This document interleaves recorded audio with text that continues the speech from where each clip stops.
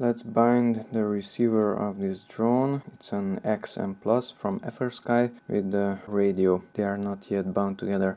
I will not plug in the battery, but the micro USB cable, and then this one. So plug in this into the flight controller. It will receive power from there. And before plugging in this into the computer, I have to press the button, which is in the top right corner. So the antenna is here on the right side, and these color power and signal wires are on the left side. So the button is there on the right side near the antennas. So hold down that button and plug in the other end of the cable into the computer.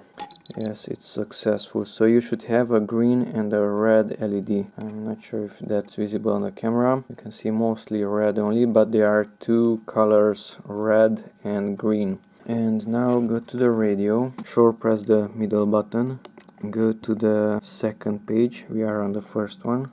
Second, go with the wheel to the bottom of the list. There to B and D, that's the bind. Enter that one. Now this one is making a sound and that one started flashing. Now accept it. Okay, and now you can disconnect the power and connect it back again. And now it's solid green. And on the computer you should see the result also. And here on the receiver page, if I increase the throttle, now it says it's pitch. Okay, that can be fixed quickly with this channel map. A, E, D and R, aileron, elevator, throttle and rudder. Those are mentioned here also. Aileron does the roll, elevator does the pitch. Okay, save this page in the lower right corner.